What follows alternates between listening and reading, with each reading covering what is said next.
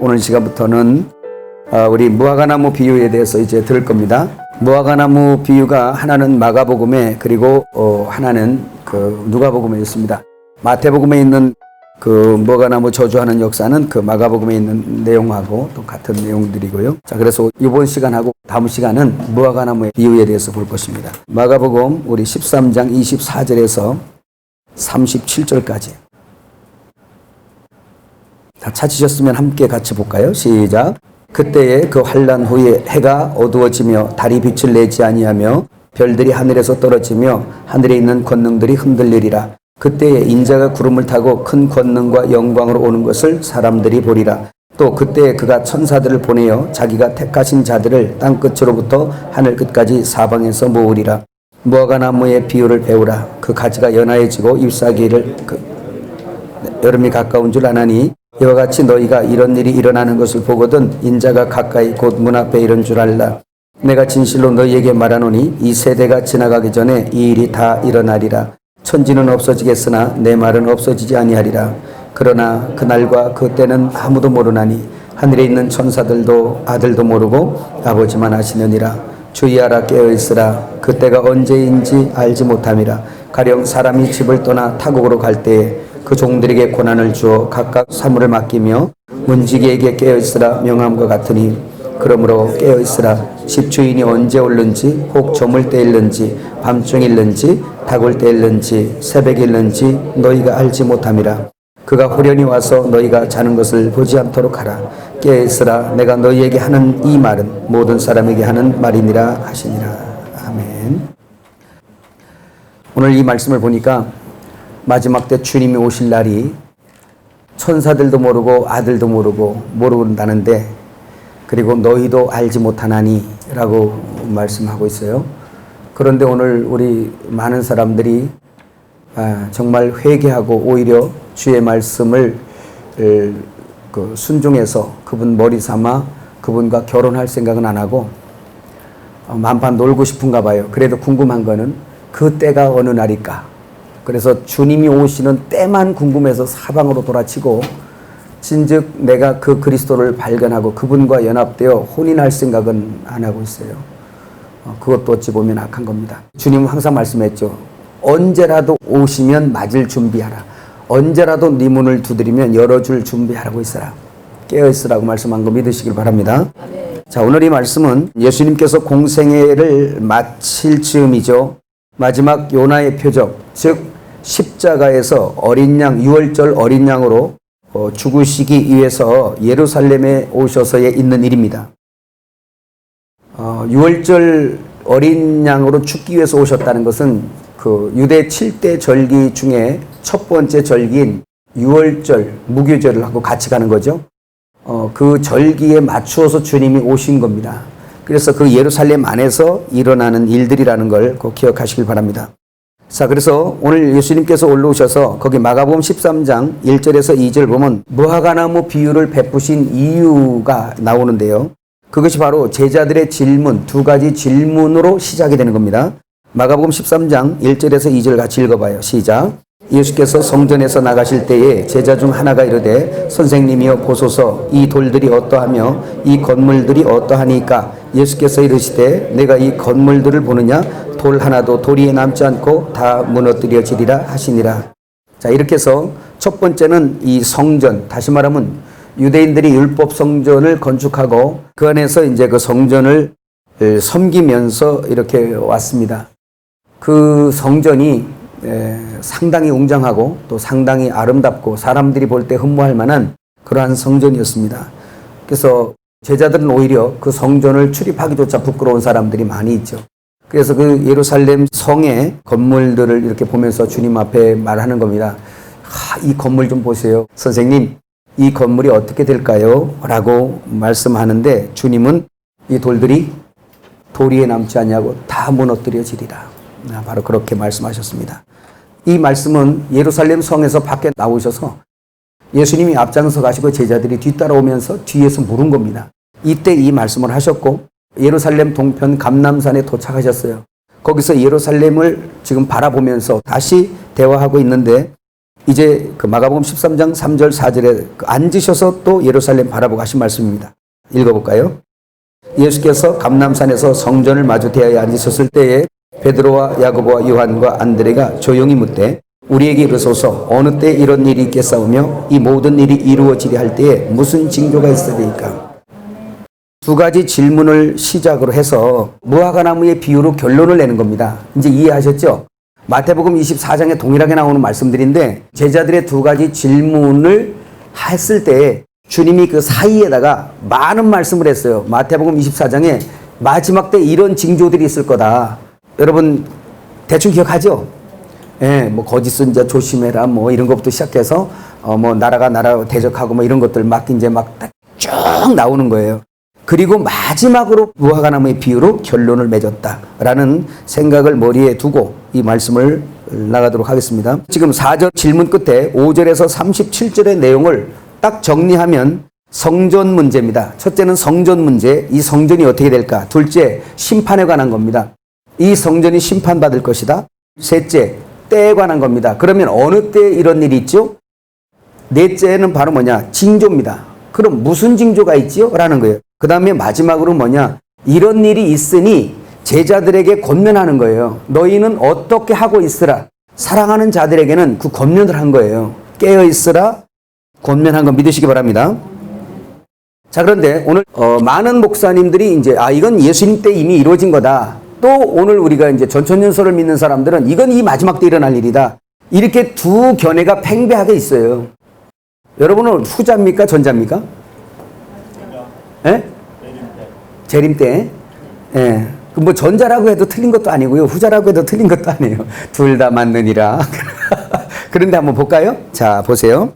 자, 우선 초림으로 문제를 맞춰보니까 8절 같은 말씀이 문제가 되네요. 거기 보니까 8절이 뭐라고 그래요?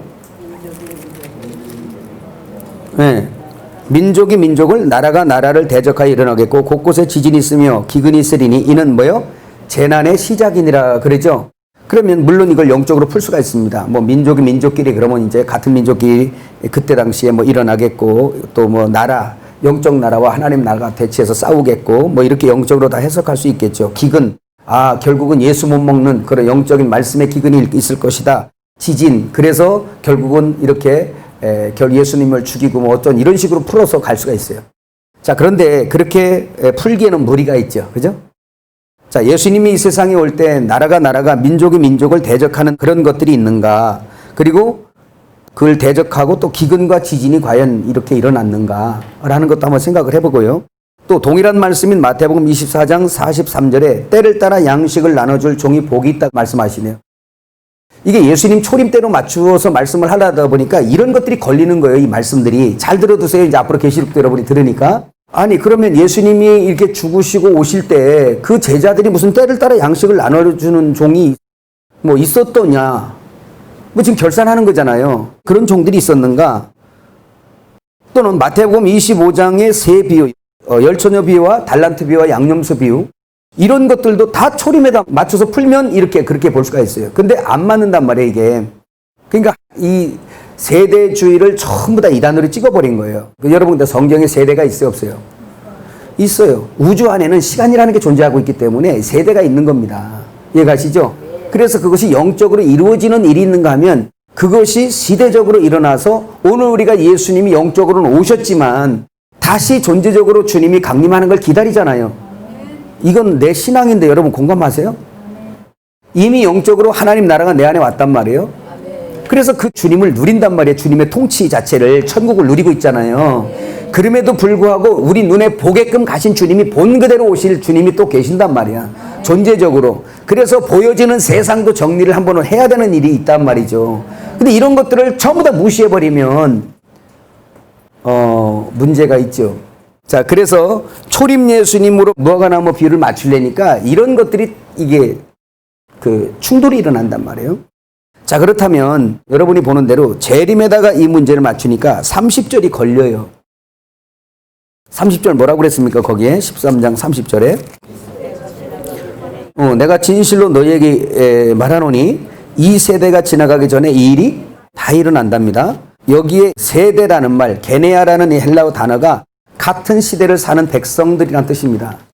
그러면 예수님의 제자들이 살아있는 동안에 이 일이 다 이뤄넣어야 된다는 거예요. 이걸 억지로 한 세대니까 예수님 세대라고 해서 이렇게 맞추면 안 됩니다. 성경 해석에. 여기까지는 지금 질문과 같은 거예요. 그죠?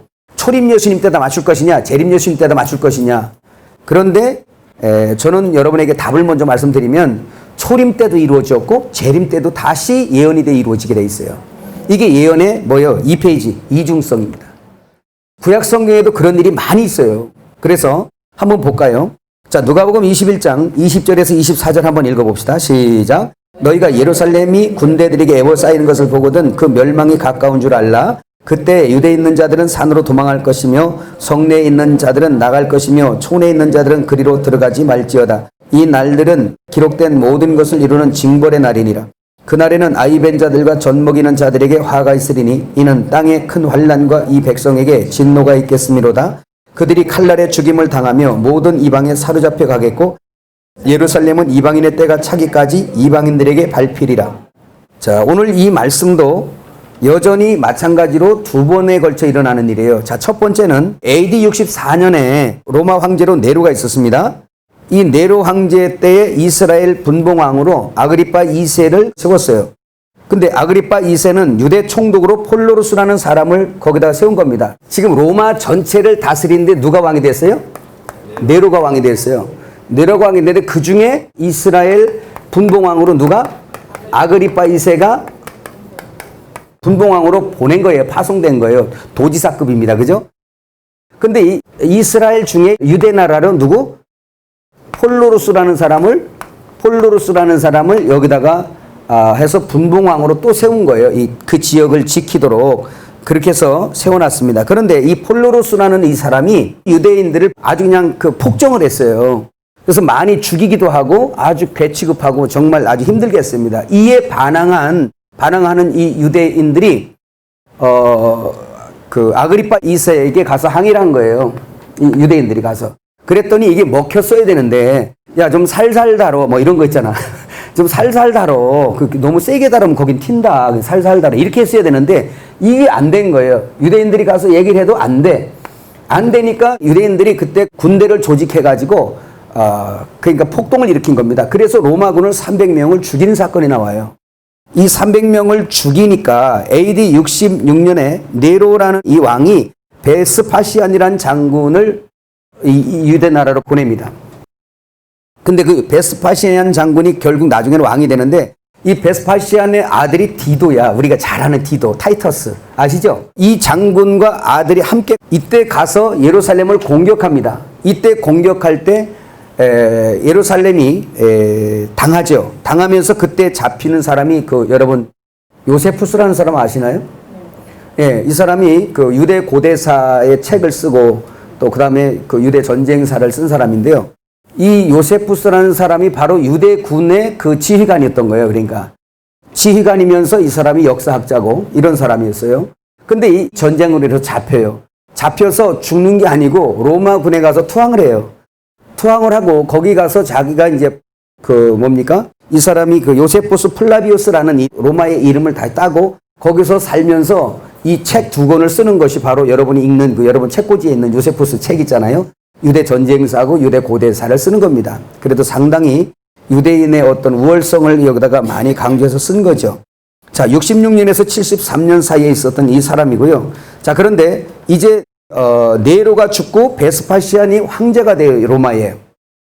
황제가 돼서 등극을 하면서 AD 70년에 타이터스, 이 디도죠. 디도 장군을 다시 6만 병사와 함께 예루살렘으로 또 보냅니다.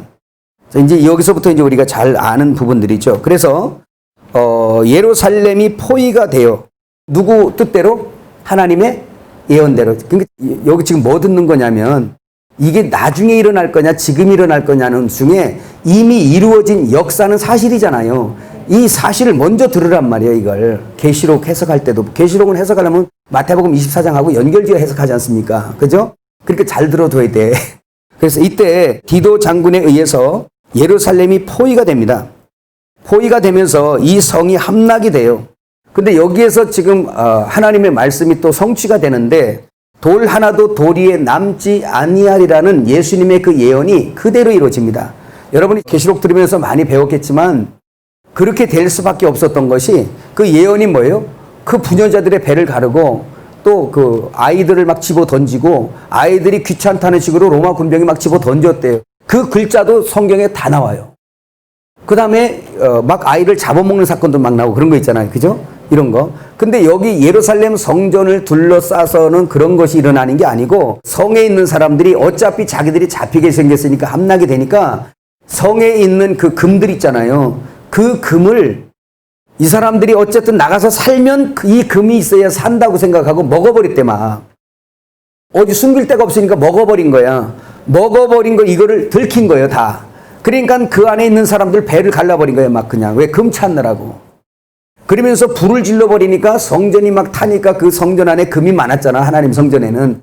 그 금들이 녹아내리면서 막 돌 틈으로 막 흘러내리고 막 이러니까 그거를 병사들이 금 찾느라고 쪽을 들이고 앉아가지고 다 두드려 깬 거야. 그 사람들은 금 찾느라고 했고 사람들은 자기 욕심을 따라 금을 소유해 나가려고 하다 보니까 먹기도 하고 막 이랬지만 그건 누가 작품을 만든 거예요 사실. 하나님의 예언이 그대로 이루어지는 거예요. 그 막 여인의 배를 가르고 그 배를 가르는 게 왜 갈랐겠어? 사람들의 배를 금 찾느라고. 예.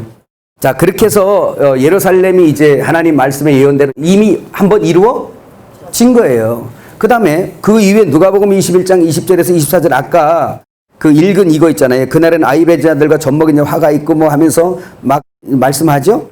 근데 여기에서 지금 예루살렘에서 도망친 사람이 있어요. 이 성에서 살아남아서 도주한 유대인 백성들이 960명이 성에서 나간 거예요.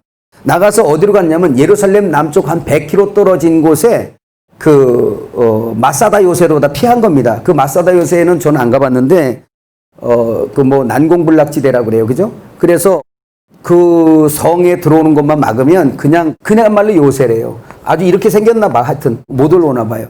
그러니까 여기에 960명이나 되는 사람들이 들어갔는데 로마군이 여기를 포위한 거예요. 여기를 포위해서 3년에 걸쳐서 토성을 쌓은 거예요. 그리고 여기 예언이 다 나오죠. 예루살렘 성에 토성을 쌓은 게 아니라 이 마사다 요새를 쌓은 겁니다. 이거를 쌓고 쌓는데 여기 지금 성보다 더 높이 쌓아버린 거예요.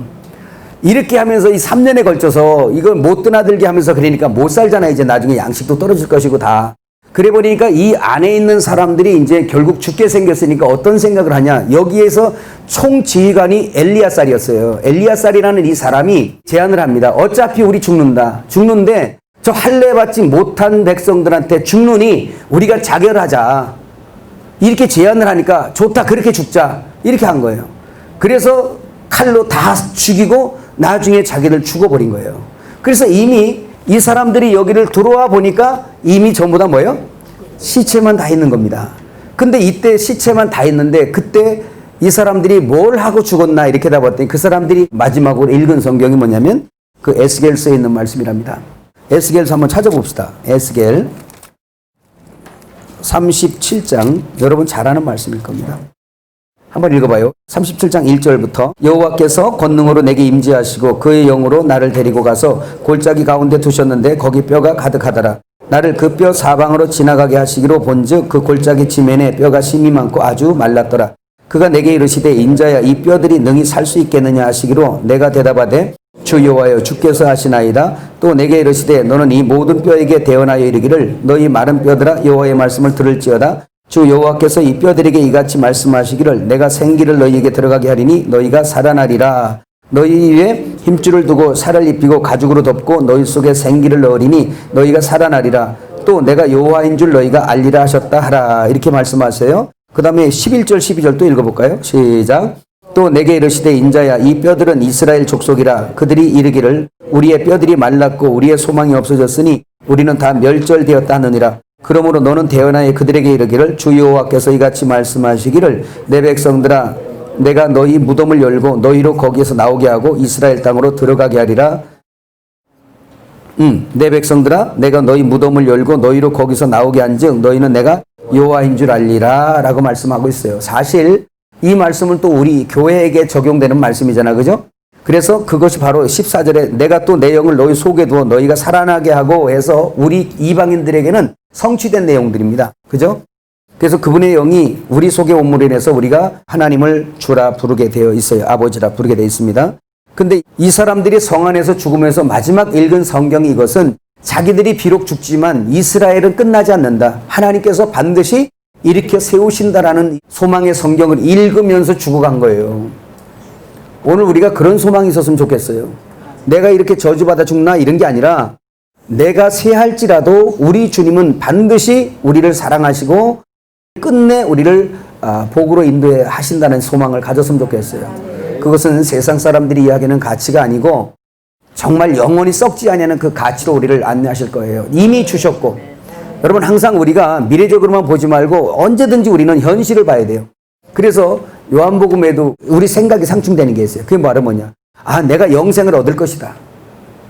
그리고 우리가 열심히 하면 싹을 주실 것이다. 이렇게 우리는 항상 미래로 인식을 하고 있어요. 그러니까 열심히 뛰기는 잘 뛰어. 근데 그게 아니라 이미 거두는 자가 뭘 얻었다래요? 뭘 받았어요? 싹을 받았대잖아요. 그 받은 싹이 뭐요? 영생. 그 영생을 기업으로 받아버린 거예요. 예수 이름 받아버린 거예요. 이미 기업을 상속 받았다니까.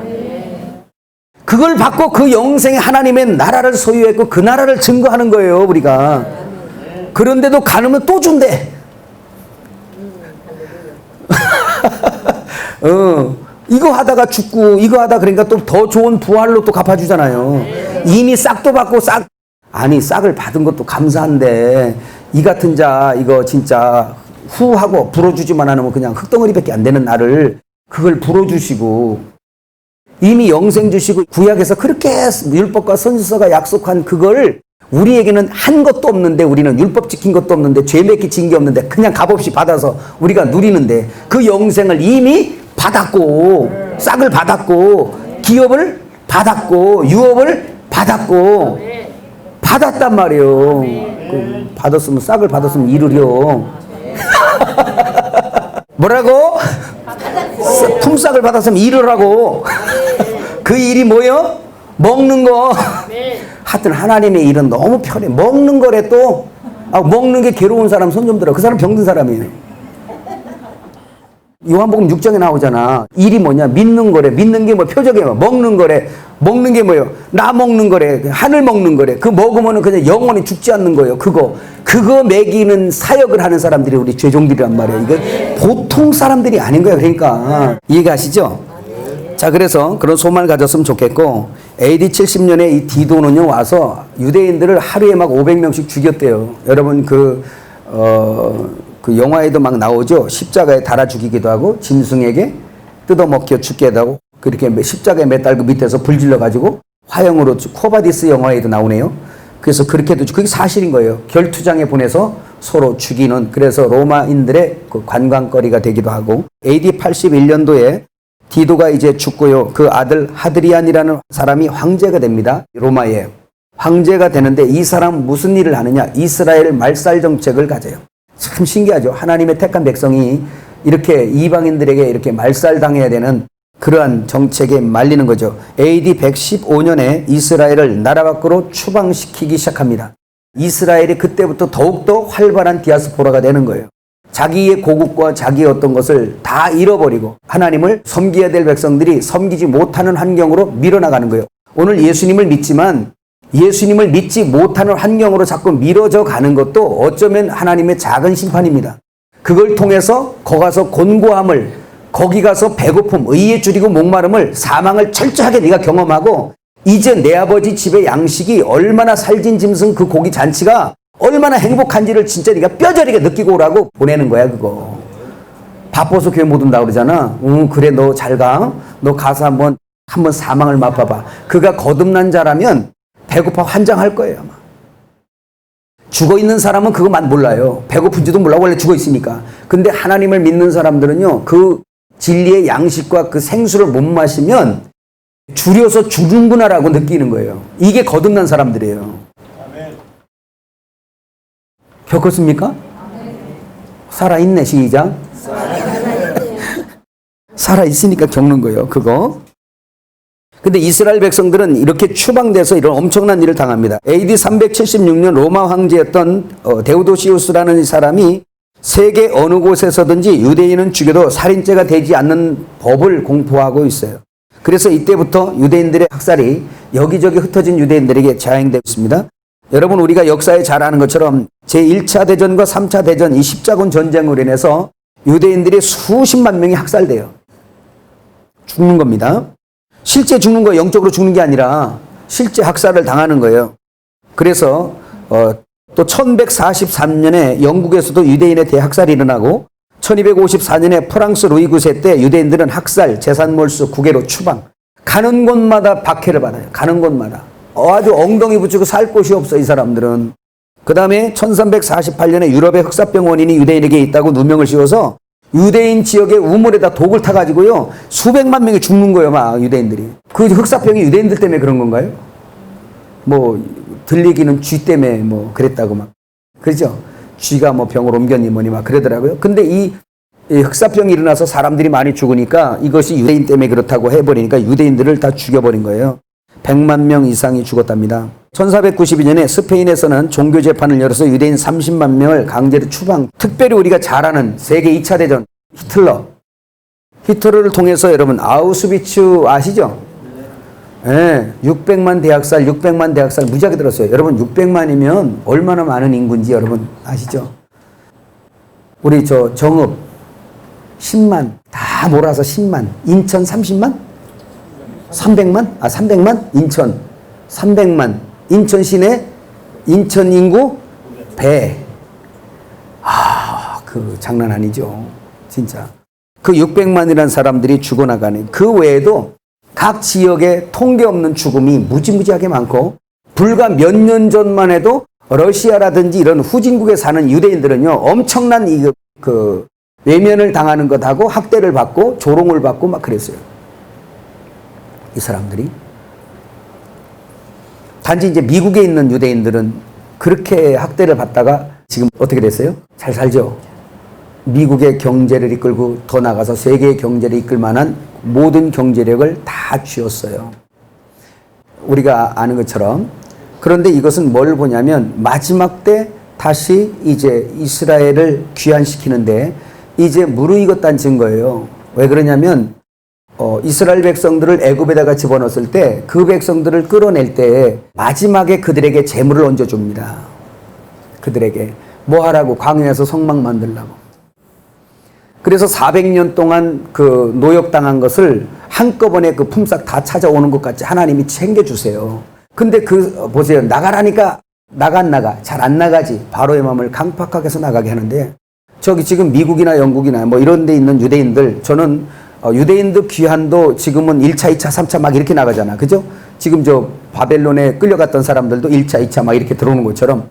근데 저는 이건 제 생각이에요. 이스라엘을 하나님께서 회복하시는데 마지막으로 귀환할 백성들이 바로 저 백성들이라는 생각이 들어요. 왜냐하면 돈 있으니까 안 들어가려고 그래. 근데 강제로 밀어낼 때가 옵니다. 그때 이제 저 사람들은 사실 유대인들도 돈을 지금 옮기고 있어요. 저 사람들도 이미. 그러니까 이미 때가 임박해진 거예요. 그건 바로 뭐냐. 마지막 때 재물을 잔뜩 실어 들여가거든요. 바벨론에 있을 때도요. 그게 왕이 허락해가지고 성전 질 것들요 다 갖고 들어왔어요. 막 나무고 뭐고. 하나님이 그렇게 하세요. 그러니까 공짜 없습니다. 할렐루야. 애굽에서도 잔뜩 쌓고 나왔어요. 짊어져가지고. 그건 마지막 또 유대인 귀환이 있죠, 지금. 마지막 이 유대인 귀환 때도 하나님은 짊어줍니다. 그리고, 지금 러시아나 이런 그 후진국에서 막 고통받는 유대인들. 그래서 여러분 그 회복이라는 영화, 다큐멘터리 봤어요? 또 열방을 향한 깃발도 이제 그런 내용입니다. 저런 러시아나 뭐 저런 데서 이렇게 막 그 배로다가 유대인들을 한 사람 앞에 밀가루 한 푸대씩 막 주고 막 이렇게 교환해갖고 사서 저기 이스라엘로 데리고 들어가는 거예요. 그래서 이렇게 지금 이스라엘이 귀환되고 있어요. 여기까지는 여러분 아시죠?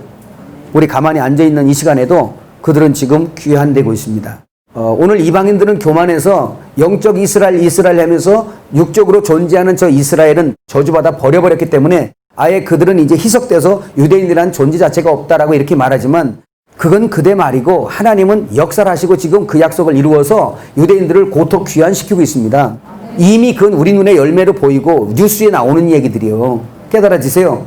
단지 우리는 예수님 시대 때에 먼저 되었던 이스라엘이 나중되었던 우리 이방인이 복음 안으로 먼저 들어왔던 것처럼 그 과도기인 것처럼 이스라엘을 마무리하면서 이방인을 접붙이는 것처럼 이제 이방인을 찍어내고 이스라엘을 다시 접붙이는 시기가 오는 거야, 이게. 이런 거 눈치 빨리빨리 채는 사람이 지혜로운 걸 믿으시길 바래요. 자, 그런데 이 사람들이 그렇게 찍혀 있던 거는 마태복음 3장 10절 한번 읽어봐요. 시작. 이미 도끼가 나무 뿌리에 놓였으니 좋은 열매를 맺지 아니하는 나무마다 찍혀불에 던져지리라 그랬어요. 세례 요한이, 율법의 마지막 선자인 세례 요한이 와서 너희가 회개해라. 예수님도 오셔서 하신 거예요. 천국이 가까이 왔으니까 너희 회개해라. 이 비유가, 회개 비유가 많죠. 뭐가 나무 요담 시간에 하는 것도 그것도 회개에 대한 비유입니다. 그래서 너희가 회개해라. 그래서 열매를 맺어라. 바로 그 얘기입니다. 근데 이미 이 사람들이 교만해져 있기 때문에 도끼가 이미 나무 뿌리에 놓였다. 찍는 것만 남은 거란 말이에요. 이미 그 사람들은 찍혀 있는 거죠. 그런데 이런 일들이 왜 이렇게 있을까라고 봤더니 마태복음 27장 25절에 백성이 다 대답하여 이르되 그 피를 우리와 우리 자손에게 돌릴지어다 하거늘, 이 한마디, 말 잘해야 됩니다. 당신만이 아니라 당신 자식들까지 자자손손 저주받아, 말 한마디 때문에. 예수님을 갖다가 잡을 때 그 예수님을 그 죽이는 일에 그 피를 누구에게 돌려라? 우리와 우리 자손에게 돌려라. 당당했어요. 얼마나 잘못된 말씀을 받았으면 당당했어요. 비진리를 붙들고 목숨 건 거예요. 그러니까 이 말 하는 거예요. 저 사람 피 있지? 저 사람 피의 값을 우리와 우리의 자손에게 돌려라. 그리고 죽여 저거. 이렇게 한 거예요. 근데 이런 어마어마한 일들이 수천 년, 약 2000년 동안을 그루터기 씨만 남겨놓고 다 죽여버리는 거예요. 자, 마태복음 21장 18절에서 22절 한번 읽어볼까요? 시작. 이른 아침에 성으로 들어오실 때에 시장하신지라 길가에서 한 무화과 나무를 보시고 그리로 가서 잎사귀밖에 아무것도 찾지 못하시고 나무에게 이르시되 이제부터 영원토록 내가 열매를 맺지 못하리라 하시니 무화과 나무가 곧 마른지라. 제자들이 보고 이상히 여기 이르되 무화과 나무가 어찌하여 곧 말랐나이까? 예수께서 대답하여 이르시되 내가 진실로 너희에게 이르노니 만일 너희가 믿음이 있고 의심하지 아니하면 이 무화과 나무에게 된 이런 일만 할 뿐 아니라 이 산들어 들려 바다에 던져라 하여도 될 것이요 너희가 기도할 때 무엇이든지 믿고 구하는 것은 다 받으리라 하시니라. 아멘. 자, 무화과 나무가 있어요. 무화과 나무 철이 아니었어요. 예수님은 시장하셨어요.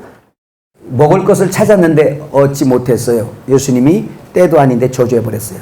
뿌리채로 말라버렸어요. 그랬더니 예수님의 제자들이 무화과 나무 뿌리가 아주 뿌리채 말랐네요. 그랬더니 예수님은 제대로 알아먹지 못하는 이 제자들에게 그냥 너희가 믿음 있으면 산 들려서 바다에 던져주다 해도 던져질 거다. 자, 이건 지금 어쩌면 심판인데요. 이 믿음에 대해서 이야기한 것은 이 지금 믿음으로 말미암아 그리스도가 내 마음에 계시게 하옵시고예요. 그 믿으면 그의 말씀이 어떤 심판의 말씀이 구원의 말씀이든 그들과 연합이 되게 되어 있습니다. 그래서 이걸 믿고 구하는 것에 대해서 말씀을 했지만 사실은 예수님의 마음속에서 뭐냐면 그 무화과가 뭐를 상징한 거예요? 이스라엘을 상징한 거잖아요. 그러면 율법 시대부터 시작해서 계속 예수님께서 원하시는 열매가 있었단 말이에요. 마지막 율법 시대 선지자인 세례 요한을 보내서 그를 통해서 율법을 바로잡고 바로잡은 율법을 갖다 들여대놓고 너희가 회개해라 이거야. 죄인이니까 율법 지켜봐. 못 지키지? 지키는 척 좀 하지 마. 못 지키잖아. 그러니까 너희는 죄인이야. 회개해. 그러면 너희가 살 거다. 회개하지 않는 자 도끼가 이미 나무 뿌리에 놓인 거야. 너희는. 이렇게 나가는 거거든요. 그러면 그걸 보냈을 때 그 사람들은 회개했어야 되는 거야. 회개했다면 예수님께 붙지요. 그럼 예수님의 열매를 맺어내죠. 그 열매를 못 구하는 거예요, 주님이. 그래서 여러분, 이런 말씀이 제대로 해석되려면 우리가 이미 배운 말씀들이 여기 이제 같이 붙어져야 돼요. 요한복음 6장은 주님이 우리의 양식이고, 그래서 주님은 우리가 먹는 거잖아. 우리 양식이니까. 산떡. 하늘에서 내린 산떡, 아버지가 인치신 거, 이거 먹으면 너 영생한다. 이거 먹어도 돼. 이거는 선악과 아니야. 이거 먹어. 이거 먹으면 너 영생해. 이건 내가 인정할게. 도장 찍어. 인쳤다는 거예요. 그래서 허락된, 이거 먹어도 안전해. 그냥 식품안전처에서, 그냥 천국 식품안전처에서 확인한 거예요. 그거 먹었더니 영생하네. 아멘.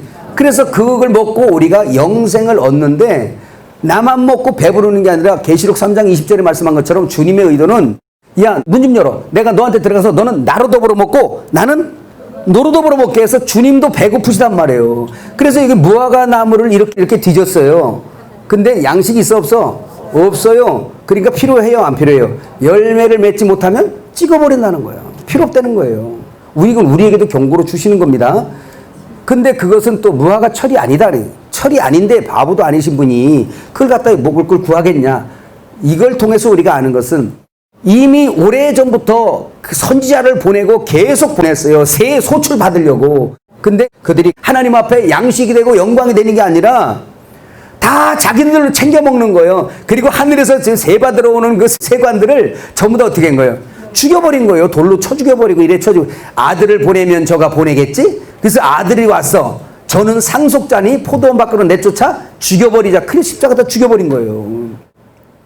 그러니까 그 전에 이미 세를 바치라고 그 종들을 수없이 주면서 기회를 줬단 말이에요. 그게 선지자들이 세워지는 목적이었어요. 해결 안 하네.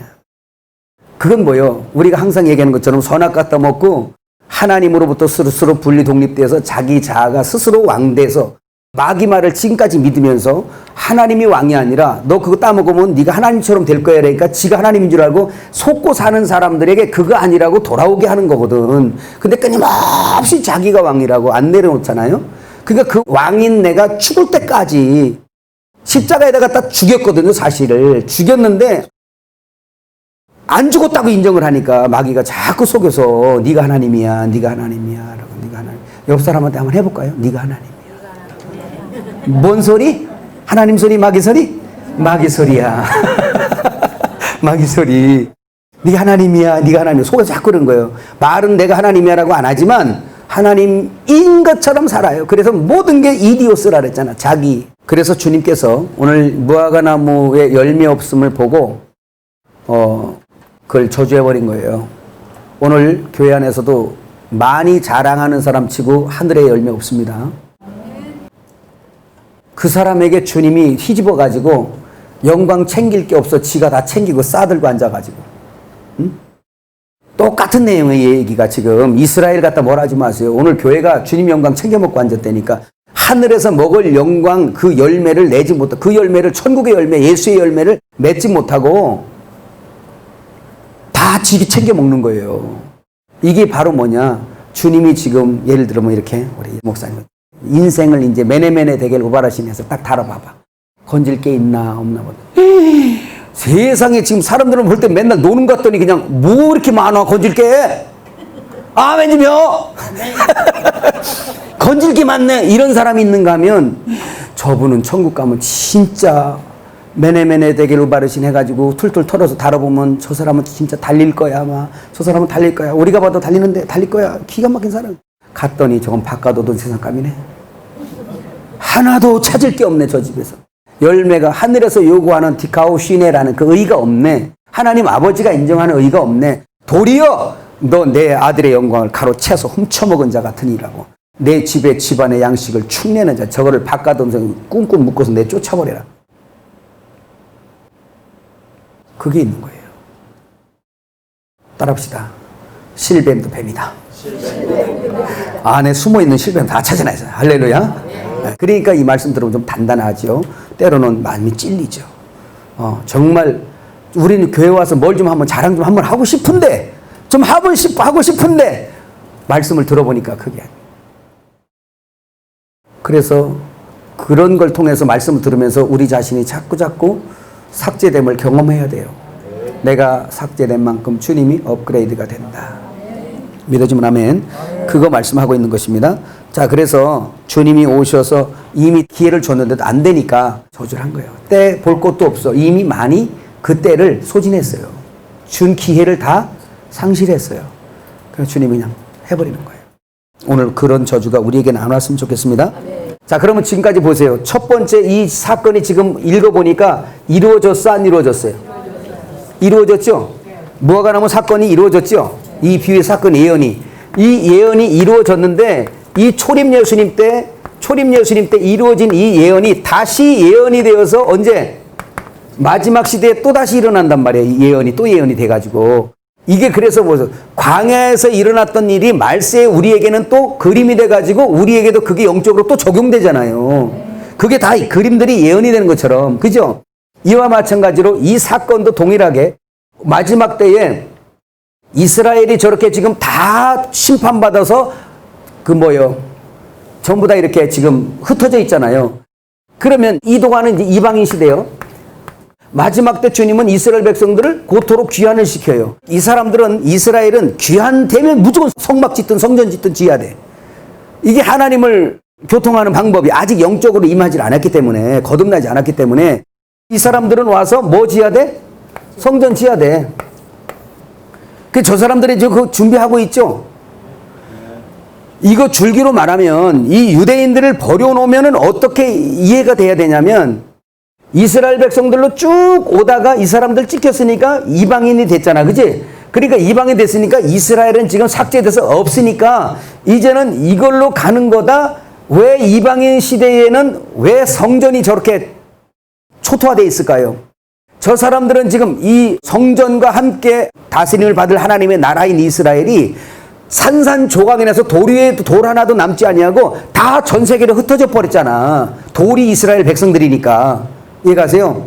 여기서 말씀 들을 땐 개념을 그걸 가지고 해야 돼. 새 예루살렘성 기초석이 제자들이고 뭐예요? 우리도 그 속에 있는 거잖아. 우리도 그러니까 성전의 한 부분이란 말이에요. 예수님의 몸의 비유로 보면 지체들이란 말이에요. 이런 것처럼 그럼 땅에 있는 이스라엘도 땅에 있는 예루살렘 성전의 돌 하나의 상징은 뭐예요? 이스라엘 백성들이란 말이에요. 저게 다 하나님을 모신 사람들. 이해가셨어요? 그러니까 돌이 돌 하나도 남지 않았다라고 말씀한 것은 이스라엘 백성들이 나라를 구축하지 못하고 전부 다 심판받아서 어떻게 했다는 거예요? 돌 하나도 돌이 남지 않냐고? 흩어졌다는 것이란 말이에요. 그걸 성전이 돌 하나 돌이 남지 않도록 다 이렇게 심판받았다는 거는, 여러분 저 뭐 성전 하나 부셨다고 그게 큰 문제입니까? 문제는 뭐예요? 이스라엘 백성들이 심판받은 걸 얘기하는 거예요. 그들이 전 세계로 흩어진 겁니다. 흩어졌는데 때가 되므로 이방인을 결산한, 이제 율법 시대를 결산하신 주님이 초림 오셔서 결산하셨는데 이제 이방인 시대를 열었다가 이방인 은혜 시대를 결산하는 것이 재림이란 말이에요. 결산하면서 다시 이스라엘이 또 천년왕국으로 같이 시작이 되는 이런 과도기죠. 여기가 주님 오실 때가. 그럼 이스라엘을 회복하지요? 아니 회복하고 있잖아. 근데 왜 이스라엘 무시하냐고요? 우리 계시록 해석하는 분들. 여러분은 무시 안 해요? 사도 바울이 그래서 로마서 11장에 이방인들은 너희 교만하지 마라. 너희들 충만한 수가 이르기까지 저들을 찍힐 건데 참 감람나무는 저들도 접붙임 받을 거야. 참 감람나무도 찍었는데 돌감람나무 너희 찍는 거 일도 아니다. 이방인들아 교만하지 말아라. 그리고 저들이 참 감람나무인데 저들이 얼마나 참 감람나무에 접붙임을 받겠느냐. 사도 바울이 그걸 아는 거예요. 근데 오늘 우리 사도 바울은 알았는데 오늘 어떤 사람들이 사거리 끊어내가지고 이스라엘 아주 녹여버렸어? 없어. 당신 말은 없지만 지금 있잖아요. 지금 회복되고 있잖아요. 이거는 계시록 해석하는데 상당히 중요합니다. 이걸로 끝나는 게 아니에요. 여기 지금 주님이 재림하신 어간에 7년 언약 기간 동안에도 이스라엘과 유대인들이 여기에 공간에 함께 있는 겁니다. 그래서 주님이 적용되는 이 말씀들이 많이 있어요. 마태복음 24장 이 심판의 말씀도요, 이방인에게 준 말씀이 있고 유대인에게 준 말씀이 있어요. 여러분 안식일이 되지 않도록 너희가 기도해라. 우리가 안식일이 무슨 상관이 있습니까? 그잖아요. 그러니까 이런 것들을 말씀을 분별하지 못하면 우리가 그렇게 해석할 수밖에 없단 말이에요. 분명히 오늘 알고 넘어갈 것은 무화과나무가 지금 잎이 피고 있어요. 여름이 가까이 왔어요. 그게 바로 뭐냐? 이스라엘이 지금 뭐 했다는 거예요? 회복되어 있다는 거예요. 회복되고 있어요. 이제 열매를 맺을 때가 온 겁니다. 자, 이해가시죠? 이스라엘이 고토록 귀환되면서 그들 중에도 예수 믿는 사람들이 많이 있어요. 이미 그들에게는 하나님의 열매가 맺혀요. 메시아닉주라 그래요. 여기까지 이해가셨어요? 이 지금 7년 언약 기간에 있을 일들을 다 이야기하면 그건 이제 시간이 많이 가니까 못하고 오늘은 무화과나무 비유만 하는 겁니다. 그렇지만 이 무화과나무 오늘 비유해서 이스라엘은 회복됐다. 회복되고 있다.